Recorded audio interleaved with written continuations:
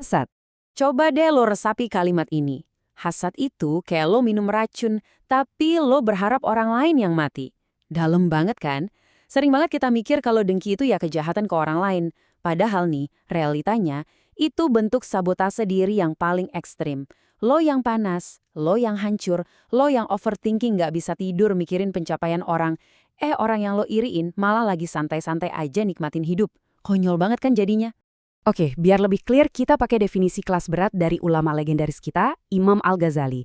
Beliau mendefinisikan hasad itu sebagai perasaan gak suka ngelihat nikmat Allah ada pada orang lain, dan ini bagian parahnya, berharap nikmat itu hilang dari orang tersebut.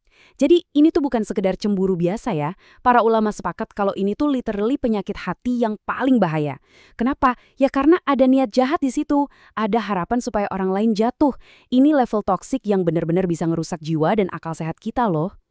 Nah, sekarang kita masuk ke bagian hasad versus gibtah. Biar kita paham nih bedanya. Lo mungkin langsung mikir gini ya, waduh, berarti gue nggak boleh dong pengen punya HP baru kayak temen gue, atau pengen naik gaji juga? Tunggu dulu.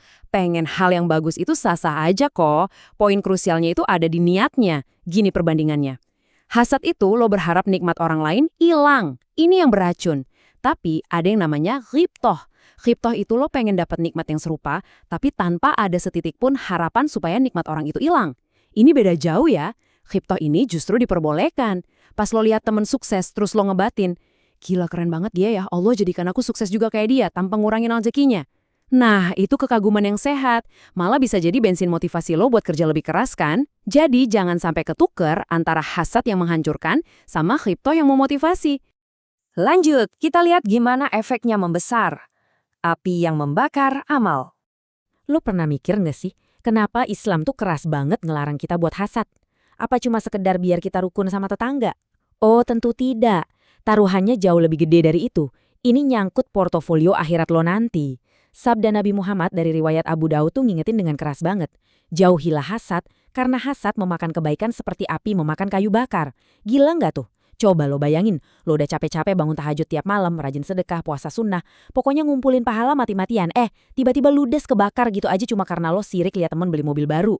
Hasad tuh nggak cuma ngerusak mood lo doang, tapi secara aktif ngebakar habis semua investasi amal yang udah capek-capek lo kumpulin. Rugi bandar asli. Terus gimana dong solusinya? Tenang, kita masuk ke 4 obat anti dengki. Resep langsung dari para ulama. Gue nggak bakal bikin lo overthinking tanpa ngasih jalan keluar kok. Tiap penyakit pasti ada obatnya.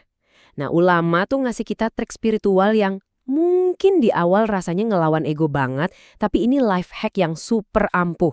Pertama, doain keberkahan buat orang yang bikin lo iri. Susah banget, tapi ini ampuh banget buat mukut mundur kesombongan kita. Kedua, kasih hadiah ke orang itu. Logikanya, ngasih hadiah itu kayak nyiram air ke api permusuhan di hati lo. Ketiga, paksa lisan lo buat muji dia. Awalnya pasti hati lo nolak, tapi percaya deh, kalau lisan lo terbiasa muji yang positif, pelan-pelan hati lo bakal ikut bersih. Dan yang keempat, ini yang bikin jelek. Ingat kalau nikmat yang dia dapat itu murni pembagian dari Allah. Ini teguran keras nih buat kita. Kalau lo benci ngeliat dia sukses, secara nggak langsung lo tuh lagi protes ke Allah. Lo nolak ketetapannya. Masa iya kita berani protes sama pembagian sang pencipta? Gak masuk akal kan? Biar lebih gampang, ini ada kunci praktisnya. Boleh banget lo catet atau lo jadiin wallpaper HP lo nih buat pengingat. Barakallahu laka fima a'tok. Yang artinya, semoga Allah berkahi nikmatmu. Ini bakal jadi senjata rahasia lo mulai sekarang. Tiap kali dada lo mulai kerasa panas ngelihat orang lain seneng, langsung paksa lidah lo ngucapin doa ini. Ini cara yang paling efektif buat nundukin ego lo dan bikin lisan sama hati lo balik lagi selaras, tenang, dan pastinya bersih. Sebagai penutup obrolan kita hari ini, gue pengen tinggalin satu pertanyaan tajam buat lo renungin. Jadi, hari ini lo lagi ngumpulin kayu bakar atau lagi nyiram air? Tiap kali rasa dengki itu muncul, lo selalu punya pilihan. Lo mau biarin api hasad itu makin gede dan ngebakar habis semua amal baik lo?